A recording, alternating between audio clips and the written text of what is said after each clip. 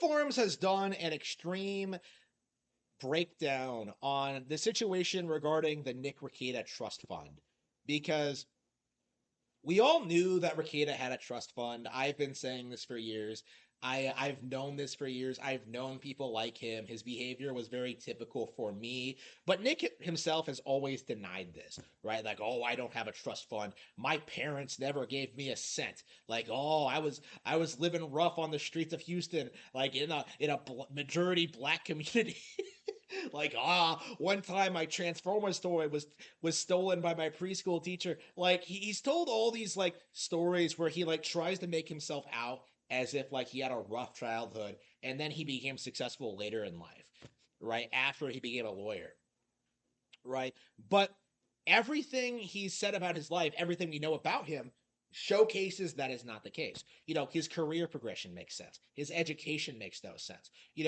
His home purchases make no sense. He's like 40 and he owns two homes, right? Like, he never had a successful law practice, right? Like, the way it looks is that like he's never had his own income until like 2018, right? When he started his social media career.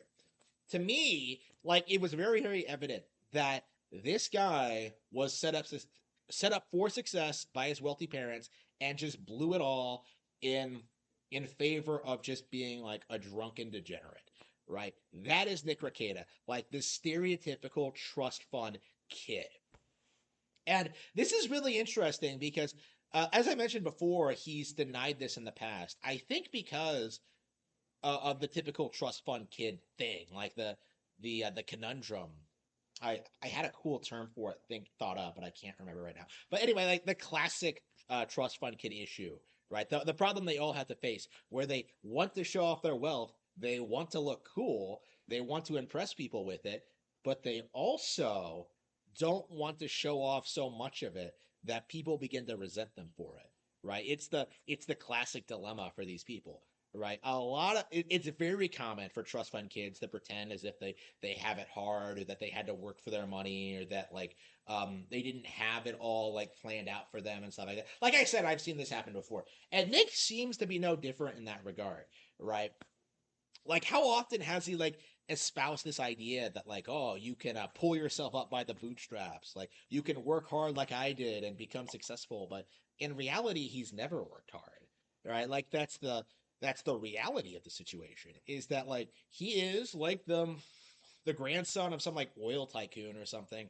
And well, I think from his mother's side, like it's I don't think this the breakdown I read covered his father's side at all. Like, and I think his father has money too, so it's possible like he even has even more money that we don't know about, right? Like, we don't know like the specifics of the trust, or like how it's set up, or like how it affected Nick personally. But like the way it looks is that like Nick is the kind of person who really seriously thought that he'd be able to coast through life without ever having to get a real job, right? He really thought that he was guaranteed to get the money at some point and become like a and just live off of it forever. This is really this is you can kind of see this in his behavior sometimes. Like he's talking about taxes with Drexel, and he just sits there and he's just like, "Oh, I can't wait until I don't have to pay taxes anymore." And I'm just sitting here thinking like, wait a minute, like that's like really high income earning shit. Like what you're doing on YouTube would not cover that. I don't even think like people like Markiplier or PewDiePie like are making enough to evade taxes. That's like tens of millions of dollars. Like again, like this is just that's just like my understanding of the situation. I'm not an expert on tax evasion, but like the fact that he was so certain that he would someday not have to pay taxes, like I think really speaks volumes about his background and like his expectations in life, right? Like, and considering the terms of the trust, I do think this is interesting too. Like the trust seems like it's set up in a way that restricts Nick's ability to be a retard and spend it all on like stupid bullshit. So when the YouTube money started coming in 2018, when he hit the Johnny Depp trial and he was pulling like I don't know, I know he was making like $70,000 a day on Kyle Rittenhouse, right? So with that money, like with all this money like just coming in, Like he felt comfortable just kind of finally spending money on stupid bullshit that he wasn't able to get through the trust, right? This is what he got, like the Mustang, and immediately crashed it, right? This is him like drinking near constantly, like this is him like just being who he is now. Like it feels like to a certain extent the trust limited his behavior. Right, he's always talking about like wanting to avoid rules and like not wanting to live up to other people's expectations. And I think a big part of why he had to do that, to a certain extent, why he was forced to, is because the terms of the trust had some stipulations that he had to behave a certain way. Like I think I don't know, maybe he had to have children, or maybe he had to have a stable income of his own, right? Like it does feel that way to me, as if everything that's going on now is a result in is a result of the fallout from his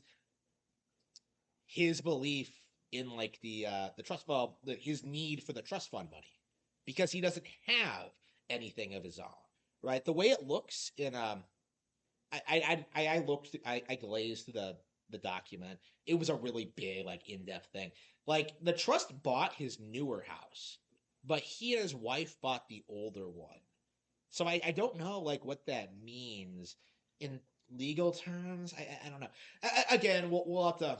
Again, we're gonna have to like have a big comprehensive breakdown about this. But again, I do think this is a really interesting breakthrough, because yeah, like everybody knew he had a trust fund, even though he's been vehemently denying it for quite some time, right? Like it's such a big thing for. Oh yes, like he comes from such a wealthy background, and yet he's still asking people for money, for donations, for super chats, right? Like he's still doing this. Like why? Again, we all know why. You always need more money, but it's like one of those things. Like it just comes off as like really sleazy, right? The way he manipulated so many people into thinking he was like someone who actually earned what he had, but in reality, he's always been like this trust fund degenerate. It's very sad to see. And like again, the way it looks to me is that like his parents and his grandparents tried everything they possibly could to give him a real worth ethic, right? You know, they made him get jobs, they made him go to school, they made him like stay invested. You know, they were trying to put him on the right track in life, but Nick seems to have rejected all of that and chosen to be a complete and total degenerate forever.